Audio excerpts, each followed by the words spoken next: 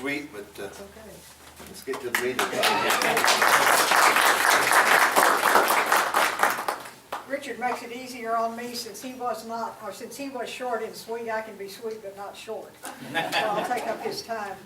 I think he was at a conference we had down at Solid Rock about a year and a half ago. It was a real bunch of tough Christians. It was on pornography in the church, and it illustrates what the church needs to be doing, and that is dealing with the problems within its own borders. And I said to the group there that we do have, and as Richard has already indicated, to take back over the culture rather than simply confront it, we do have a job in front of us. And some of us always have a lot to say, but I told them that I was probably up to the task of talking pretty fast. My students at Hardin-Simmons used to call me the fastest mouth in the West. And I think there's only one other person, and y'all know him, I'm sure all of you do, that might run me a race, and that's David Barton. So, one day David and I may have a talkathon. Have somebody with highly sophisticated electronic equipment to count the number of syllables or whatever you would do to determine. But David is a great man. He was getting into the business. A lot of us were about the same time a few years ago, and he has done, obviously, the vanguard work in the Christian history of America, and he has provided the standard and the shoulders on which we have built our own ministries through the years as God has called us. Our theme, Christians Confronting the Culture, America and the Twilight of Truth, is one that came to me from two quotes from two great leaders of the 20th century who were, however, quite separated by time and geography. And I'm going to share those original quotes with you. First of all, in the late 90s, I'm sure all of you have heard the name of the beloved pastor of Moody Bible Church in Chicago, Dr. Erwin Lutzer. And he had been to a World Parliament of Religions back in, I think it was in the 90s. And of course, you can imagine what that was like. And so he was reporting to his people, and I heard the tapes. And out of everything he said, which of course was brilliant from beginning to end, one comment stood out above all, and it was this. And this was in the 90s, 25 years ago. America has become tolerant of tolerance, but not of truth. End quote. Much earlier in the 20th century, across the pond, there was a British statesman who was standing in his office in one of the government buildings high above London in 1914 as the shadows of World War I were beginning to spread across Europe. And as he looked out at twilight, he saw the lamps and lanterns flickering on. And it would be what you would think would be a very tranquil, placid, pleasant scene. But he turned to one of his aides standing nearby, and he said, "The lights are going out all over Europe." And I say to you that the lights are going out all over America today. And so the light, of course, that's going out is the light of truth. That doesn't mean, the phrase doesn't mean exactly what it sounds like. That's what we're going to be exploring tonight and on the 21st. I do want to say how very, very much I really appreciate the opportunity to visit with you folks. Richard and I talked about it some way back yonder, and then Ruth and I'm so looking forward to meeting on the 21st with the Salt and Light Council. And I want you to know that even though we are sitting out here in the deserts, is not at the prairies, let's say, the prairies of West Texas, where it would seem to be pretty isolated, we know it isn't. And I'm a West Texan through and through. We used to go to meetings back east, and my husband fashioned a license tag plate, you know, frame. You could get them that said Native Texans, and that was not enough for Jerry. He built one that said Native West Texan. So every time we pulled into the parking lot, he got great glee out of all of the people from New York and California, especially seeing our Native West Texan. So we are in the prairies of West Texas, but there are numerous Christians around the country.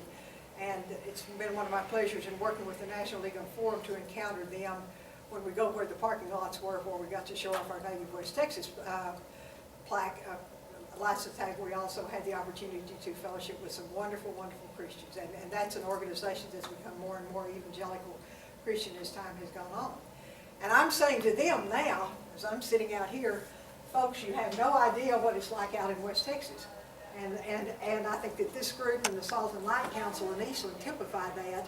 It just thrills my heart, because as I look from Abilene to West Texas, and then on that corridor, and then on either side of that corridor, I've told my colleagues, my fellow friends, Where? sisters.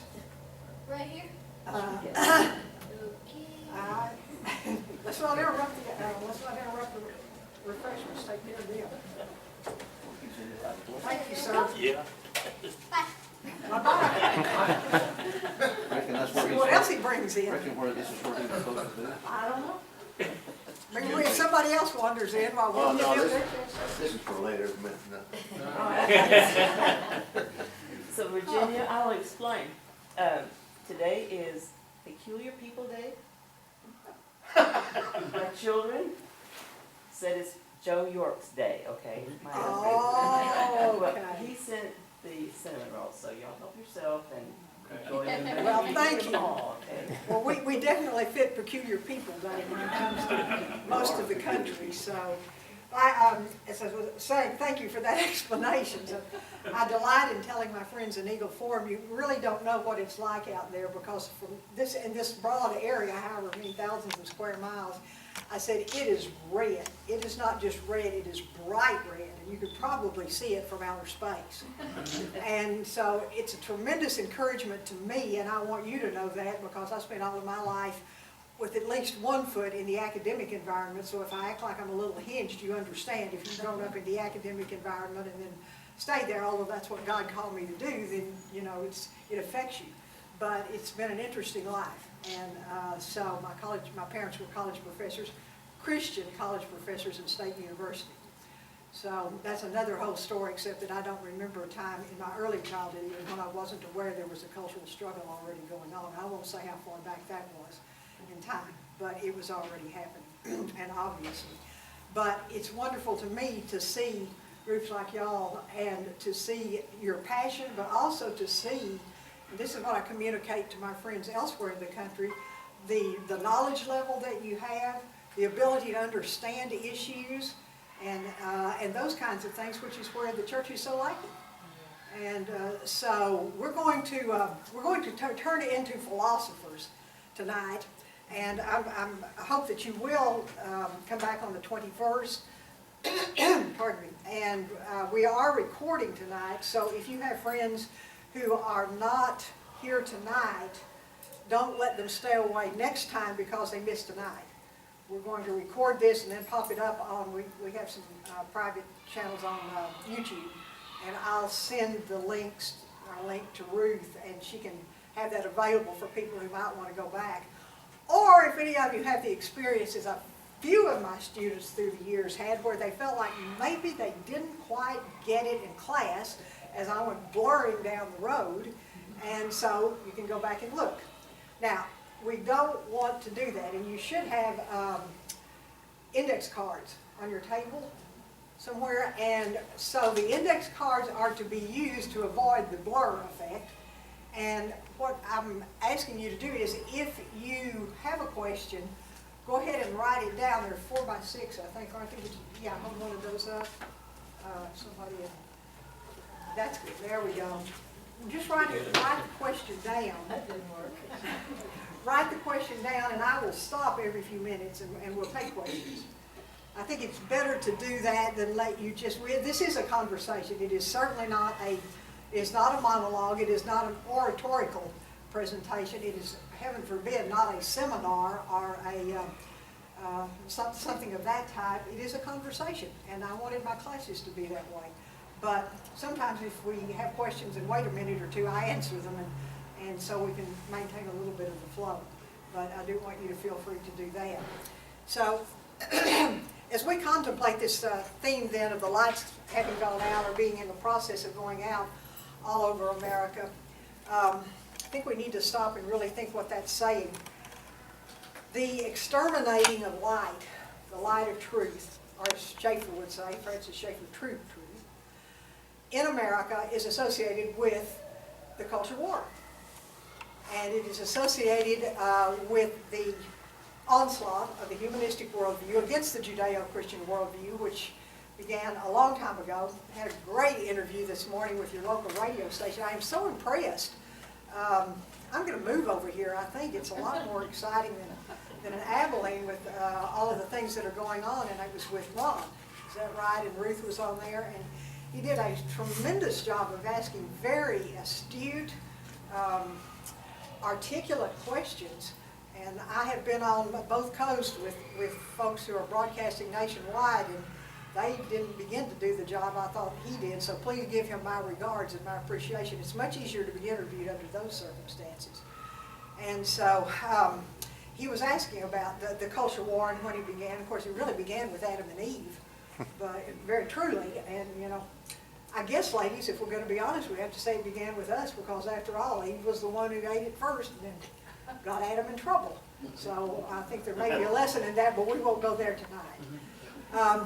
What we do want to remember, though, is that we are dealing with a movement which in the United States, at least, dates back certainly to the end of the Civil War. And we're not going to try to cover a thorough history, although we will touch on history here in a few minutes. But the culture war has been intensifying in speed and in severity. And my word, in the last 2 years, just look what's happened, it's been an exponential increase.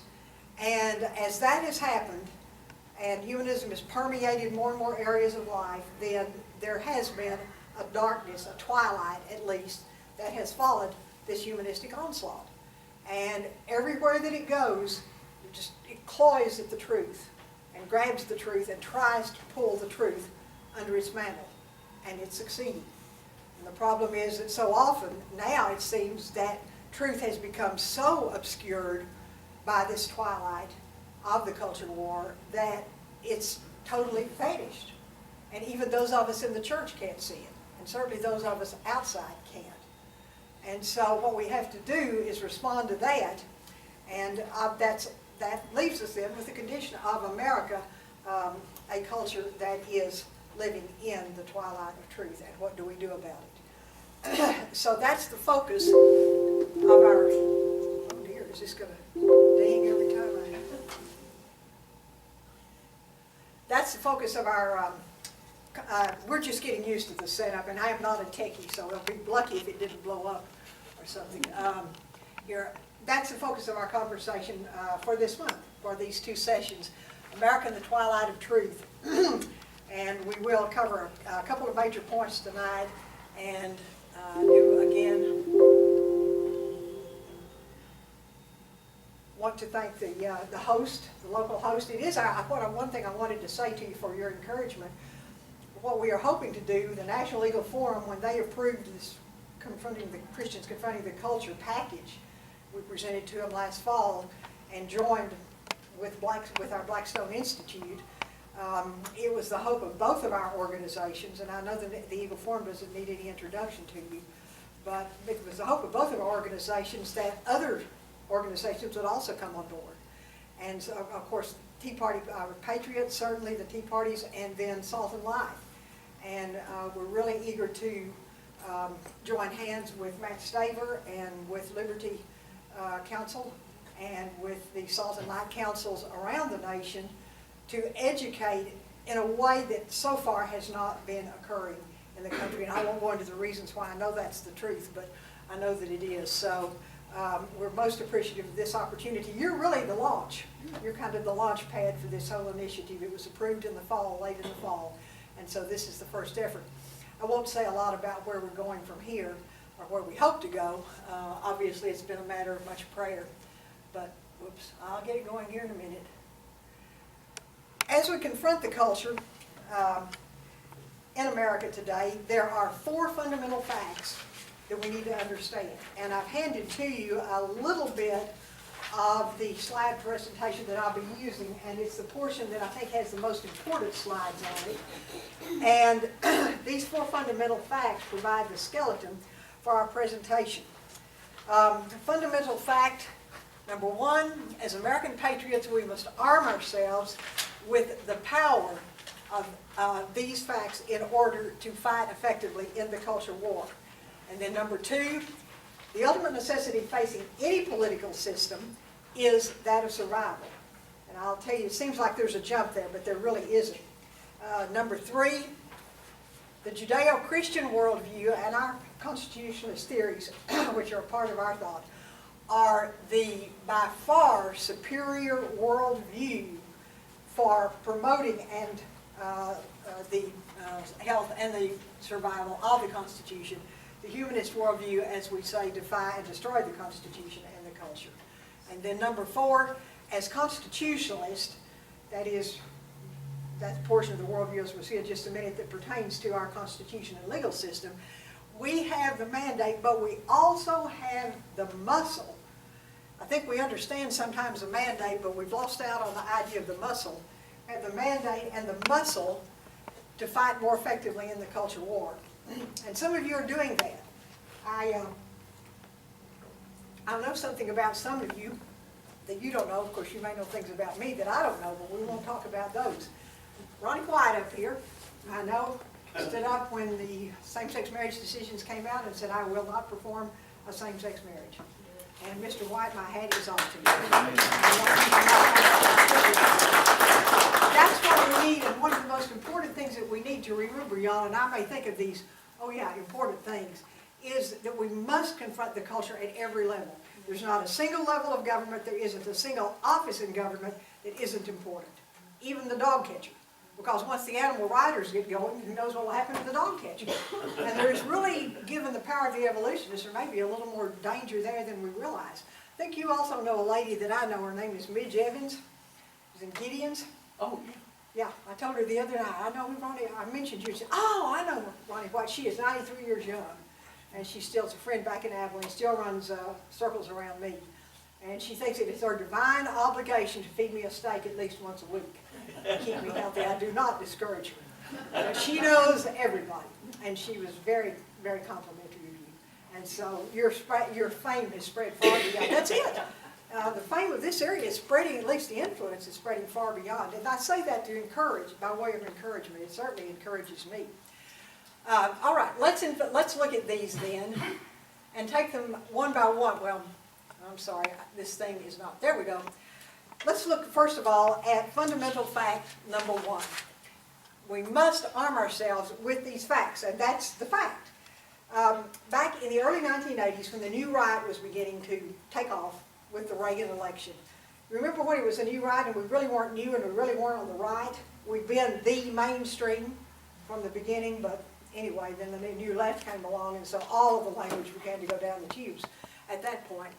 But a columnist named Joseph Sobran, who's on our side, said this in the early 80s. He said, Christians are losing, and it's not that they're wrong or whatever, but he said, Christians are intellectually unsophisticated and philosophically incompetent. And he wasn't being ugly. Intellectually unsophisticated and philosophically incompetent. And the point was, he was right. And he's still right today all too often. Now, that's not to say that the other side is intellectually competent and philosophically sophisticated. They think they are. But this is a basic reason we have shied away from some of the deeper issues, or it has been difficult for other reasons, and we'll talk about that next time, why we may have shied away from dealing with some of these more philosophically and intellectually challenging issues. But that's one reason that we have been losing. And as somebody who has grown up in academia, I have seen that. My dad was a sociology professor. And I'm not sure there's anything worse in the area of the humanistic capture of the American university than sociology. Sociology and psychology, when they appeared on the scene as disciplines in the early 1800s, were born in a soil of secularism. But my dad was another Ronnie White. You wouldn't be surprised to hear that. He was an incredible guy. My mother was an incredible lady, and she had been a college professor. And I was one of those little bratty only children. So that's another one of the handicaps perhaps with which I have to work. But I was so blessed. And I never remember resenting my parents at all, but they were Christians first, and then parents, spouses, and so forth within that context. And Daddy had sociology classes where he would enter the first day, and he said, I just want you to understand that I'm going to be teaching this, and this was a long time ago. I was a little child, little. I want you to understand that I'm going to be teaching this from a Christian perspective. And so if you have a problem, then perhaps you might want to find another professor. And he never lost a student. So that was a long time ago. But nonetheless, it's standing up. It's standing up, but doing it in the right way, and that's what we're going to talk about. But we have to know what we're standing up for. That was not good grammar. We have to know that for which we are standing up. That didn't sound right either, but anyway, if there are English people around, just overlook it. I'm trying to get through a lot of information here. Now, there are two other points, though, that we need to remember to encourage us. It's pretty daunting when we start looking at the philosophy that comes spouting out of the other side. But the first thing to remember is this: the philosophy that the humanists live and the philosophy that they are spreading across the country is extremely weak, to put it mildly. I'm being gracious. It doesn't even have the strength of a wet Kleenex. And I ran into all of my college hours, and I don't know how many that was, I've forgotten, probably can't count that far now because I wasn't in math. But all of my college hours were at the hands of sectors, so far as I know. I never had a single individual who was a Christian, let alone even much of a conservative. So I heard the other side all the way through the top graduate levels. And that was okay. With Christian parents like I had, I ran into my first cultural war experience in the 7th grade at a church camp where the directors were self-identified Christian existentialists. And so I can remember going home and saying to Mother and Daddy, what about this? And we sat down and we talked it through and got it explained, and I was fine. Now, that was a blessing that very, very few people in my generation since have had. But the point is, it was easy to explain it because there wasn't anything to it if you really understood what it was. And I've had the same experience as a teacher that you really don't have to understand. I said this to one of you the other day. You don't have to understand volumes and volumes of philosophical issues in order to be prepared intellectually. There are really only a few, in terms of numbers, there are only a few of the intellectual issues about which we need to be intellectually sophisticated and philosophically competent in order to start turning the tide. Now, will we succeed? I don't know. Will we take the country back? I don't know. That's not my business, that's God. But to fight on, yes, and to be salt and light, yes. That is our business. And so we need to go forward understanding how weak the other side really is. And some of us would get in trouble in graduate school, particularly when we dared to point that out. And I honestly, and I won't go, this is a long buddy path, it is a miracle I got my graduate degrees. I found that out later from the men and they were all men who had been on my committees. So America is not, as a nation, philosophically oriented. We never have been. It hasn't been our genius. Great philosophical speculations. How many Platos have we produced? Or Aristotles? But we are a genius as a nation at adaptation, for example. Taking these ideas and creating workable arrangements in new environments in just innumerable circumstances. So we had simply a different kind of a role, and we have certainly been and still have the characteristics, basic characteristics of a very exceptional society.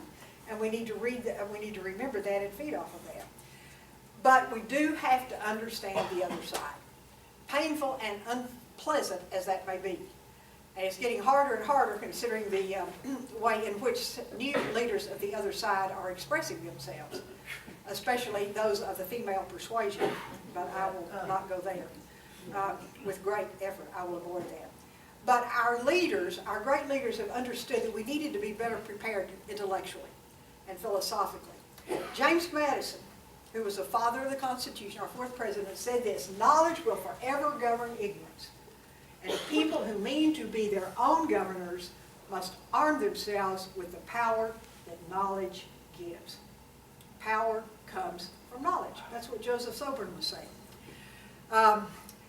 Francis Schaeffer, who's American, but he just kind of belongs to the whole Western intellectual tradition, said this in the late part of the last century, as he was having such a huge impact.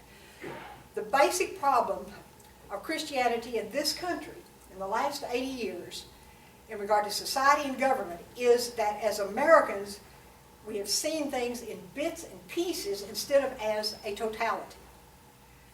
Nowhere, however, have the divergent results of these two worldviews, Judeo-Christian and humanistic, been more open to observation than in government and law in America. And now, more than ever before, we need, and this is one of those long words we throw out in academia, presuppositional apologetics. That's an imperative. And we'll define that. But what we are really dealing with here, I'll get it up here in a minute, is a national necessity. And that national necessity is multi-part, but among others, among other facets of this national necessity, is the necessity that was expressed by Dietrich Bonhoeffer. Of course, he was the great German philosopher of Nazi Germany. And Bonhoeffer said this: it's not the sort of thing we necessarily want to hear. Silence in the face of evil is evil itself. God will not hold us guiltless. Not to speak is to speak, and not to act is to act. And so it is a national necessity that we do something. And tonight we're going to go through the process of starting to become philosophers.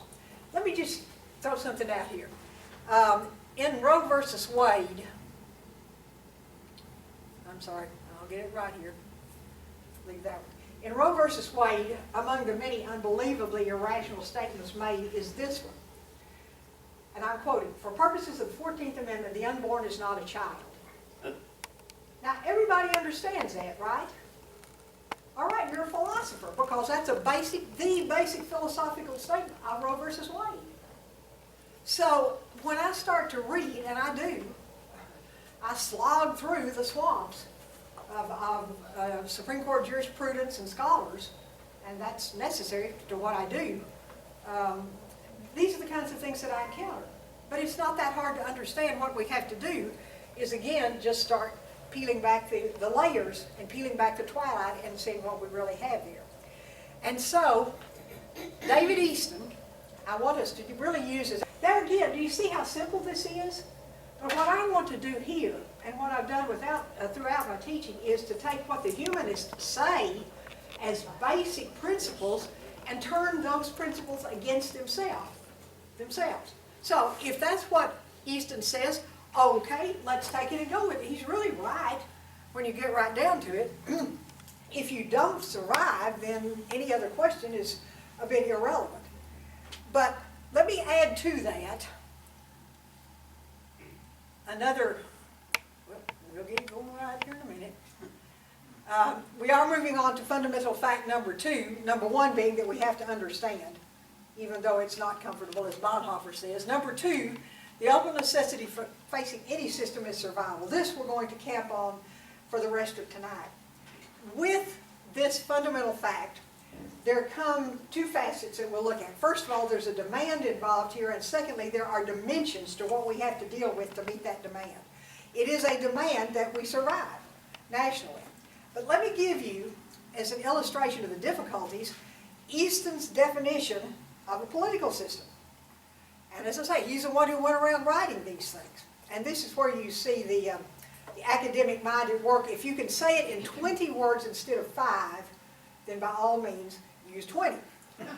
And so I tried that with one of my, I think it was my thesis, and I had some political scientists who were renegades, and boy, they ate me up, and they made me go, and it was good for me. I needed to be, on that part, I needed to be pulled back and start being much more, this was their favorite word, parsimonious in my writing and not use nearly as many words. That's another thing we love to do in class is vocabulary. And I have a friend down at Texas A&M. We got any Aggies? We've got to have some Aggies. All right. She teaches at Texas A&M, and she says some people collect stamps, some people collect coins. Virginia collects words. And I do. So anyway, parsimonious is one of those good, as one of my high school speech teachers used to say, has onomatopoeia. That's another good one. It sounds, just has a sound like what it means. So anyway, this is the lengthy definition of a political. What is a political system? Okay, this is Easton, and this is where he begins to run into his own presupposition here. To be of maximum utility, I have argued, a political system can be designated as those interactions through which values are authoritatively allocated for a society. Listen to that. This is what distinguishes a political system from other systems that may be interpreted as lying in its environment, end quote. Now, you know, you think the humanists are messed up and don't understand some things. All he's saying is it's institutions, it's that set of institutions and powers and processes and so forth through which, and listen to this, values are allocated for society as a whole. And they try to tell us you've got to separate religion and politics. Mr. Political Scientist, in his definition of a political system, wrote right into the middle of it, the ultimate function of a political system is to authoritatively allocate values in a society. Now, that's the definition. It's inescapable then. We've got to deal with that, and we've got, it's inescapable. We have to survive, and we have to deal with that. But we also, as we face the inescapability of survival, and that indeed the allocation of values is critical to that, we face an impossibility. The impossibility is this, and Easton talks about this, I'm going to spare you that. The authoritative allocation of values is going to become before very long what? A threat to your survival. And when you hit the point that we are, I hope, going to pull out of or reverse, you begin to wonder, because one institution, government, cannot come down on the side of both of the increasingly diverse sets of values that are being pressed on government. And the areas that we look at, Salt and Light looks at, and certainly Tea Party and it's Blackstone's focus, abortion, life, religious liberties, evolutionism, and what I'm calling the new sexualism.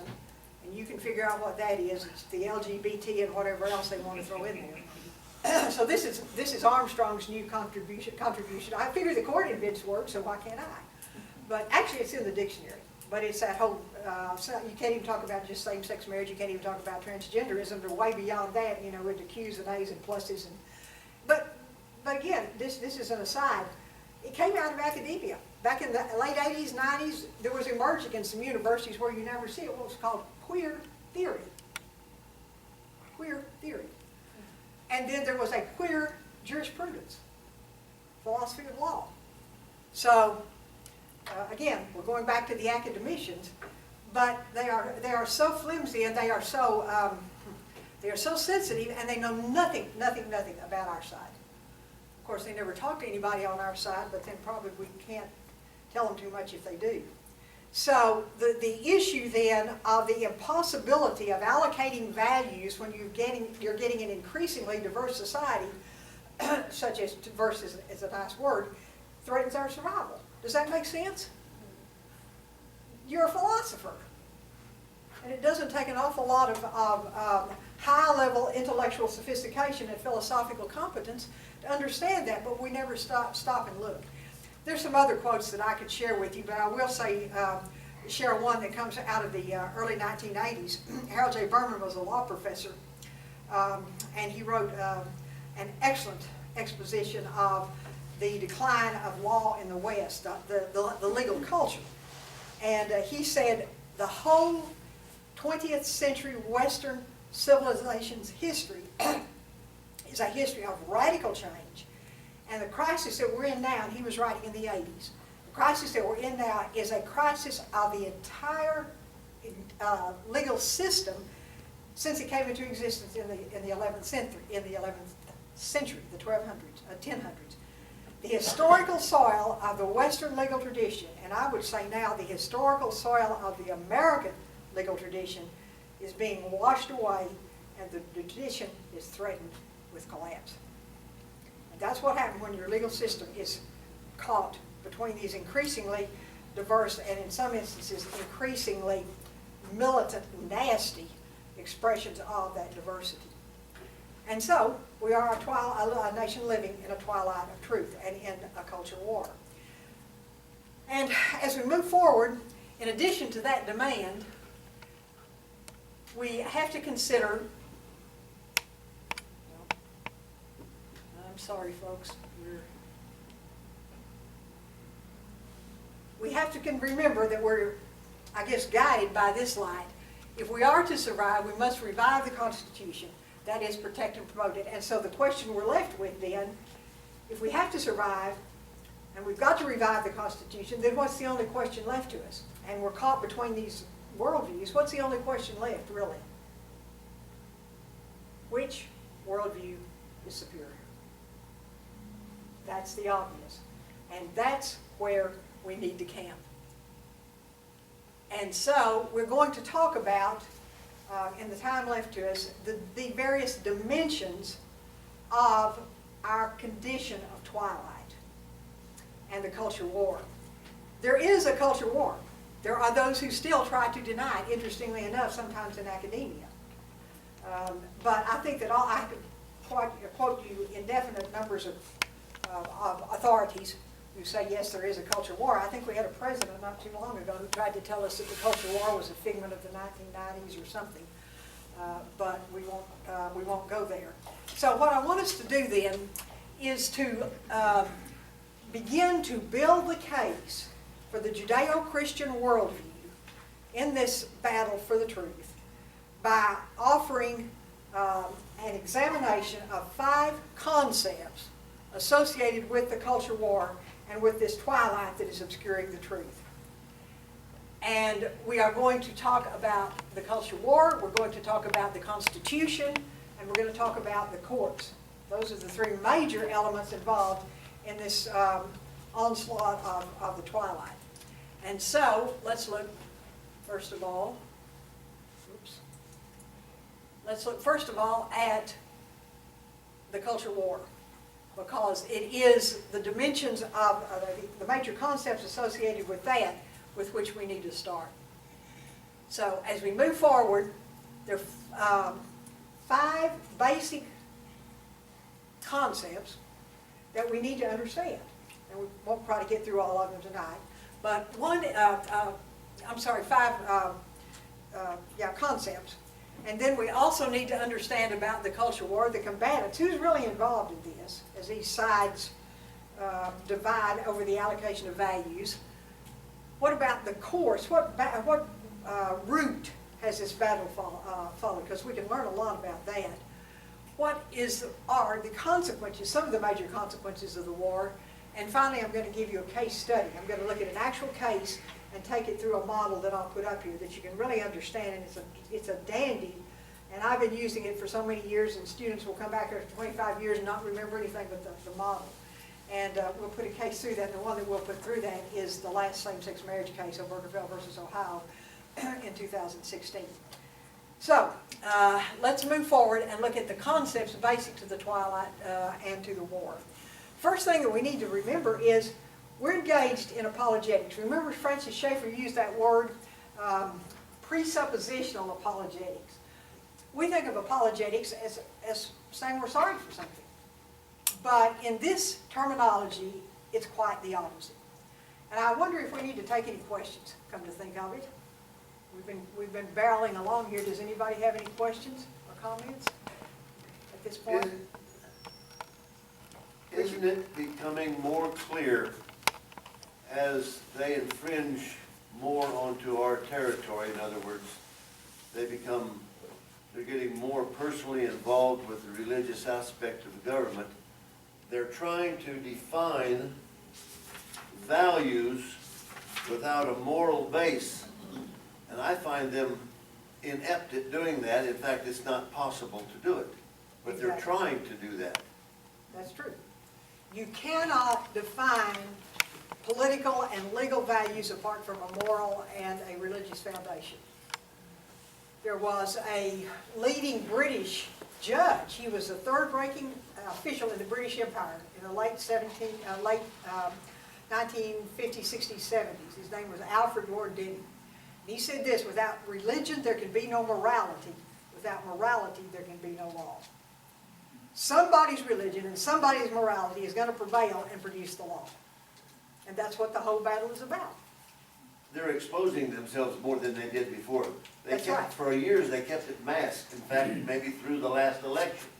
That's right. Maybe in this last election now, they have become more exposed, and I believe they're more vulnerable now than they have ever been in this time to act. That's exactly why we're doing the kinds of things we're doing here, is so that we'll be equipped to take advantage of that and to expose them and to seize the territory.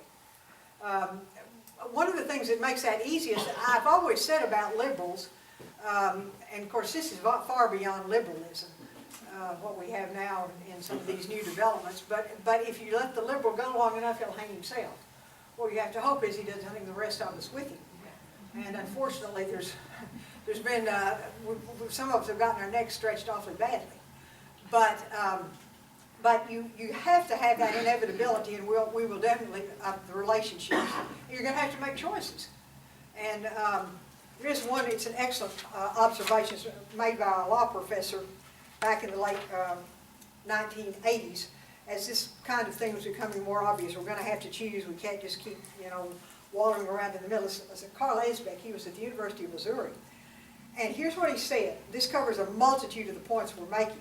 And it should be an encouragement to us. The extent to which government can be neutral and equally tolerant of all deeply held values, including religious beliefs, has very definite limits. At some point, the multiple views will become so disintegrated that the extension of new civil rights to some will necessitate the constriction of rights to others. Increasingly, government will be compelled to make choices between conflicting views, including religious values. And so, as the other side has dragged all of these things into the political arena and then turned around and said, well, you're politicizing things to us, they are exposing themselves. And I think probably one of the things, I'm really studying this because I've worked so much with college students and with millennials, and because we're seeing, of course, that group grow in power, at least in numbers, that what has been birthed by so many forces that we don't begin to have time to discuss tonight, that's another whole subject, but is this victimhood culture. And because one aspect of that or several aspects of that victimhood culture include, I'm not responsible for taking care of my problems. The least little, there was, and sociologists are studying this. I'm reading some of the sociology journals. It's fascinating. In the Old West, we had an honor culture, that's what they call it, an honor culture. And we took care of it, things. We may have done it with 6 guns, but if there were a major, we let slight things go by, but if there were a major offense, then we, got together and counted off 10 and turned around and fired or did something and took care of it. But now, you don't take care of your own problems. And the least little thing upsets you. These are the characteristics sociologists are pointing out. The least little thing upsets you. You don't take care of it yourself. You go hollering and screaming to a third party. And very often nowadays, of course, that happens on the college campus because it's so perfectly constructed for this kind of thing. And so as the victimhood culture begins to spread outside the college campus, and more liberals begin to act that way, and I look at, and I will to go this far, I'll look at some of the new senators and congressmen, and the victimhood mentality under which they operate as they go out and use authorities, not just the campus, but other authorities and the media, and get everybody hot and bothered about their side of things. They are exposing themselves. So in some ways they're creating, well, in a lot of ways they're creating their own difficulties. It's like some of these other things that we've talked about. They're creating the conditions saying we've got to survive, and defining government in such a way that government has got to decide between values, and then they're the ones creating all the conflicts and values. But we have to be prepared to point that out in the proper way. And Scripture tells us the way to do it too. You have to Some be of us strong can- enough to do it, though. That's, pardon? And you have to be strong enough That's to right. do it, and unapologetic. They don't apologize for interrupting our services. No. And you have to get out there, and if you want to pray at a ball game, that's a fundamental right. That's Our true. forefathers, before any decision they ever made, they prayed. And our country was founded, no ifs, ands, or buts, on the Bible. Right. And we should not be apologetic for that right to our culture, what we came from. And No, I agree, absolutely. That's what I want to explain what apologetics is. It's quite the opposite from what we think. But we are, all too often, we're not prepared. And so for a variety of reasons that we'll talk about next time, we backed out. The church has backed out of the ball game, and I'm a part of the church. So it's a we thing. Well, And we're trying to get back in. the left has defined the narrative That's right, for so long, and I think it's now our opportunity to define the narrative, exactly. you know? There are two things. But I think where he's talking about being strong enough, when your pastor does something that you know needs to be called out, who's gonna stand up? Right. Now, there's a way of doing it, it says so, you know, Sure, there's sure. problem. But even doing it that way, it's hard to do. Indeed it is. Indeed it is, and that's why the conferences like the Pornography in the Church conference down at Solid Rock were so helpful. Yes. And why there are groups now, and groups like you, and Salt and Light, and Blackstone, and Eagle Forum, who are standing unapologetically, in the traditional sense, for the truth, and why we need to be doing that, and need to be in much better contact, and need to be in much better cooperative, collaborative effort, and above all in the area of prayer. Because it's a spiritual battle, pure and simple and ultimately. And I never, as I talk with some of my friends who've been Eagle leaders, and some of the kinds of things that have happened to us, it's quite obvious that as we have gone out and tried to do things, Satan has certainly unleashed his fury on us and on groups. And so those are the kinds of things that we need to be addressing, but we need to be addressing them together, and we need to be addressing them in a context of collegiality and working together. Yes, ma'am? Well, some conversations that I have had, not on a particularly philosophical level intellectually, but brief conversations, it has been helpful to me to say, does this lead to life or to death? The bottom line, Right. the Christian way, God's way leads to life, and That's all right. of that, all of that other leads to death. That's true. There's no reproduction, there's no life-giving, there's nothing of life in it. And what we're doing here is the same kind of thing, and it's posing the conflict, the inevitable, that inescapable conflict between two totally opposite results, and calling them to task and saying, what about that? Now, depending on whom you'll get all kinds of responses, of course, depending on whom you're talking to, but you're right. And we need to be questioning, and I won't go into that, but I've had a lot of interest. I had an interesting conversation here a while back with a techie at one of the stores where I go a lot because I need help with my computer, obviously, and he's a millennial, and so he said something about, well, he went through my whole slideshow because I had a couple of things that needed fixing. And I knew when I went in and he saw something at the first and it piqued his interest, and I had to go back later. I knew he was going to go through the whole thing. And that was good. And when I came back, but it's a point you're making. It's one way of approaching this. When I came back, he said, well, I went through the whole thing. And I said, oh, really? And he said, don't really agree with it. But he said, he prefaced that with saying, my manager just told me we can't discuss politics. And then he launches out. That's how upset they get about these things. And so, anyway, he said, now I was in a Christian school, and I was 10 years in the Navy, and I guess these were his conservative back. Of course, I wanted to say, well, you went to Christian school. I've taught in Christian schools, and good luck. But no, that's not the way I would put it. But anyway, But, he was building up his resume of credentials, and conservative credentials, and so then he said, I was taught true history. Of course, I really had to work to keep my eyebrow down on that one. And then he said, I just base it on facts. Well, I didn't want him to get in trouble. I didn't want to get in trouble. We've been at this computer thing a long time. It takes very little for me to get extremely frustrated on it. And so I just said, well, that's really interesting, Derek. His name was. But I said, that's really interesting, Derek. I've been doing some study on this. And, if you go on the internet and you look for a definition of fact, you're going to find several different definitions. And not only are they different, they may even be conflicting. So what do you do? Now, that's presenting them with the dilemma. And he just said, well, and because that was the end of the conversation. And so maybe we saved his job. He's a great techie, and he's always been very nice. Francis Schaeffer gives us the approach. And he says you pushed them to the logical end.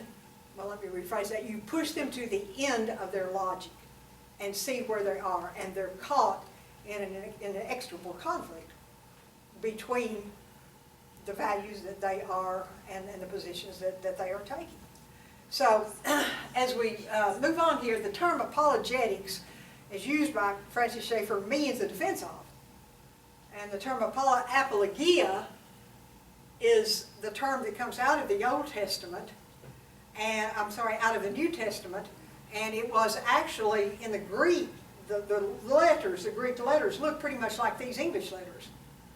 And so the translators just turned the Greek into the English and call it apologetics, but we have to be very careful we understand and know that the other person does too. And that was used, a strong defense of, strong. And it was used primarily the Apostle Paul. And boy, if I had been the debate coach at Athens U, I would really have wanted the Apostle Paul on my debate team. Because he tells us so many things, but then in Acts 17, I don't want to jump ahead too far, but in Acts 17, he gives us the illustration of how to go about doing apologetics. That's what we're talking about. There is a way to do this. And we're not doing this. We're not doing this in the church. We're not doing it at the level of constitutional and legal affairs, and that's one reason that we're losing. We're not intellectually sophisticated and philosophically incompetent. And so, as Sobran said, we're losing it. That's our focus. And so that's one of the reasons that we're here and that we're going to be doing the talking we're going to be doing. Now, definitions of terms are critically important. In any debate, there are two things you've got to do, whether it's a political party, between political parties, intra-party. You have to identify the issues, first of all. Then you have to define the terms. You've got to be sure that the issues about which you're fighting, you have identified. For example, in abortion, it's not, does a woman have a right to a reproductive choice? It is, does the child have a right to live? Absolutely. That's your issue. And we've backed off. And it's not that hard. Once we understand. And then we've got to define the terms. And so if we talk about liberty, what on earth do we mean by liberty? I can give you a corker of an example from an abortion case back in 1992. It was Casey versus Planned Parenthood, southeastern Pennsylvania. And the whole question, the issue was, shall we re-examine Roe versus Wade and then perhaps throw it out as precedent? Precedent. That's another term we're going to talk about shortly. And what the court did there was to define it as a liberty of the woman issue. And I'll give you the definition later, but because it's so, even in my head, as many times I've used it, liberty is a right to define one's own existence, reality, the meaning of life, etc. Thank you. Now, what does that tell you? Thomas Jefferson said, God who gave us life gave us liberty.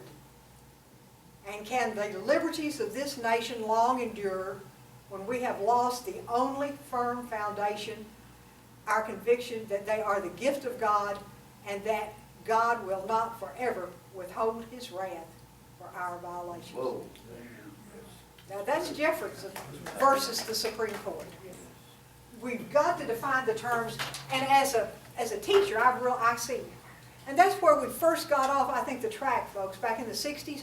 They used our terms, liberty and love, etc. And we thought, well, how can we argue against, yeah, liberty and love and justice, how can we argue against that, but we didn't understand their meanings.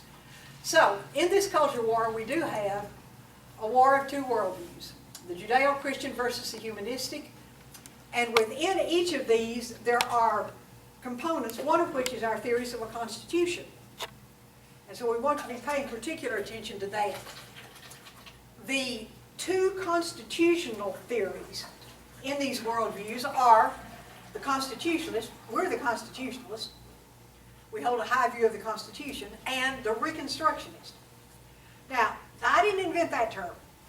There was a book that was written back in the 1980s by a scholar on the other side, and it was entitled Reconstructing American Law. And it was a doozy. And so, that's what they are trying to do. So, Reconstructionist is a very valid term. And we're going to have to be careful here, folks. It used to be that a constitutionalist held positions that we call restraintist and conservative, and Reconstructionists held positions that we call activists and liberal. But you know what? That's flipped. That's flipped. We're still conservative and we're still liberal, but we are no longer in the old sense of the word restraintist, because a restraintist by the old definition meant one who upheld previous decisions of the court. In every major area, we have lost. The prevailing decision is radically liberal. In abortion, in key, we do have some religious liberty areas where we've still got some things going for us. But the whole homosexual rights, LGBT, all of that, and evolution, we've lost. And so we need to be absolute. Defining terms, we've got to be careful how we define the terms. We are restraintists still, but not in the terms that we used to hear. We stand by the decisions of the court. The ultimate law in this country is not the decisions of the court. What is it? God's law. Well, in human terms, Oh. it's a constitution. So as restraintists, we stand by the Constitution, and we have to be absolutely careful, absolutely certain we make that clear. Because the old standard was we just, the courts, judges let previous decisions stand and we just leave them alone. But that takes for granted that the people who are writing and addending the Constitution are abiding by the Bible. Our forefathers absolutely abided by the Right. Bible. There was no tolerance for a homosexual lifestyle. There was no tolerance for an abortion. You went out and you fathered a child, you were expected to take care of that child. That's right. That's why we're going to have to be better prepared all up and down the structure of the culture war. We've got to understand what the structure is, and we have to be prepared to fight battles all up and down that structure. And you're getting us exactly to the point where we need to be. And so, let me get in a couple of more definitions, and then we'll come back to this culture war. You know what it is, climactic battle, and a worldview. Now, it's a depiction of reality. It's a framework for observing and analyzing all of reality. And here's the chart. If Armstrong ever goes down, positively, it will be for the 4-level chart. And this is a worldview. And we start with the most specific kinds of ingredients, issues, components, and the crucial components of a worldview. If you have a complete, this is something else. We analyze worldviews. We're talking about what worldview is going to best serve the survival of the country. One element is the comprehensiveness. Does it cover adequately all of these components? And the components are, first of all, specific issues and policies, which are decided within the framework of the Constitution, which are decided on the basis of our general legal and political philosophy, which is related to our philosophy in general on broad issues, not just those confined to law, which come from theology and religion. That's what a worldview is. Now, we have done in the church a pretty good job for some years, going back to, well, when I was in college. We've done a pretty good job on some of the key issues here, and the high view of the Bible, the inerrancy of Scripture, the infallibility of Scripture, the deity of Christ, the nature and existence of God. That's critical. We have some pretty well-defined positions and defensible positions on specific issues and policies. We've got a huge hole here. We don't understand these areas. We don't understand the two sides, the conflicting value systems, and we don't understand how to defend our side. That's where Blackstone fits in, and that's where what we're talking about tonight, and we'll talk about next time, that's where we fit in, is looking at levels 3 and levels 2A and B.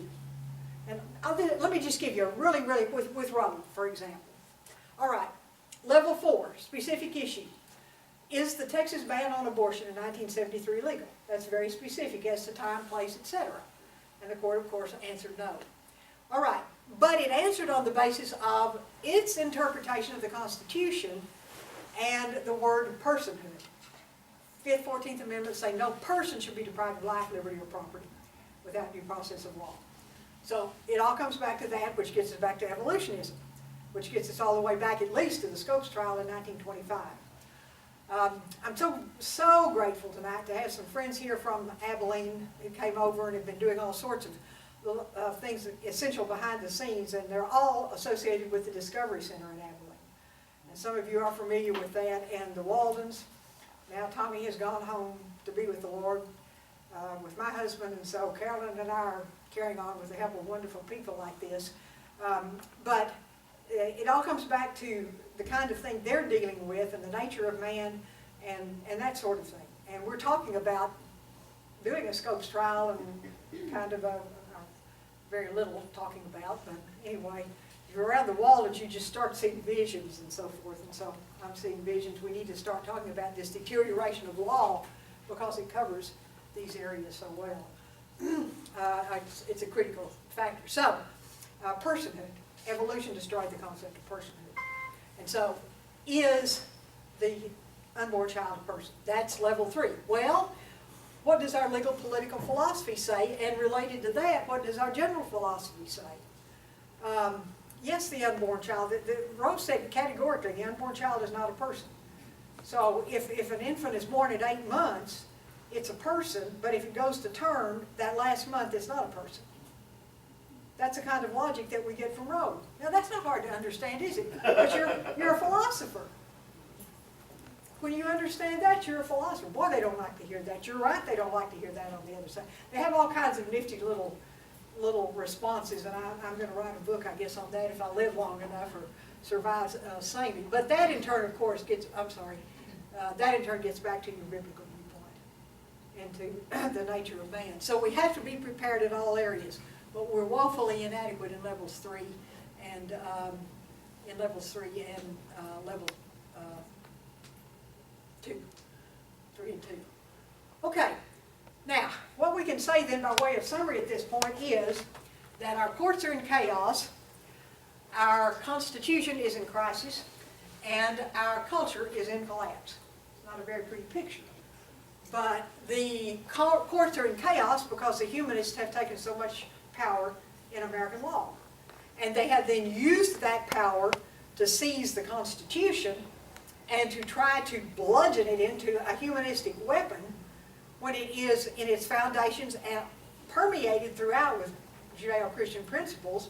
It can't be turned into a humanistic document, so it's in crisis. And then they still try to take it, though, and use it as a weapon against the culture to turn the culture into a humanistic culture.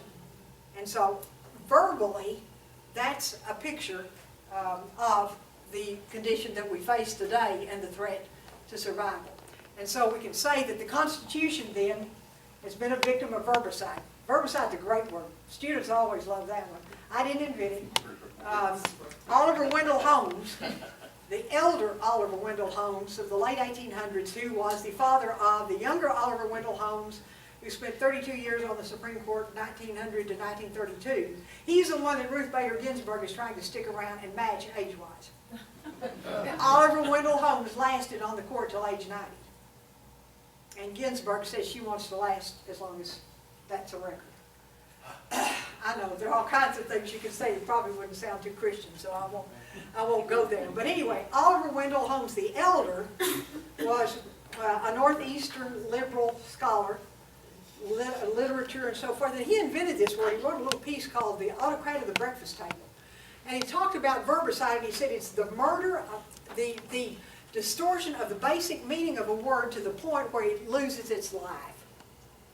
Isn't that great? And so what's happened as the humanists have run as madly as they could across the American cultural and constitutional landscape, they committed verbicide against the words of the Constitution, against the words of the culture, the kinds of things that we have been talking about, and so we are the victim. The Constitution, the courts, the Constitution, and the culture are a victim of verbicide. So what do? That's our closing thought. That's not where I intended to stop, but that's where we will stop. I do have a watch. So somebody said they were going to give me a watch about that big to wear here, but I'm trying. All right, this we will talk about next time. Supplication, and that's first. That's got to come, it's got to start there, and it has to continue. Supplication, education, that's what we're doing. Designation, that has to do with designating those who will govern for us. Legislation, making policies. And constitutionalization, where absolutely necessary, but very, very carefully to amend the Constitution. And so those are, in very rough form, the solutions to the situation of verbicide. In conclusion, let me share with you another scholar on our side who leaves us with a challenge about all of this. His name is Oliver O'Donovan. Good Irish name, but he was at Edinburgh University, so I don't know if he just kind of wandered across the sound there or whatever, but anyway, very well known, and here's what he said. Quote, a Christianity which will bear witness to God's word in Jesus will be a speaking, thinking, arguing, debating Christianity which will not be afraid to engage in cultural and intellectual contest with the prevailing dogma of its day. Amen. End quote. And of course, our prayer then is, may God enable us to be such a church that is confronting our darkening culture on behalf of the light of Jesus Christ. Thank you. Thank you.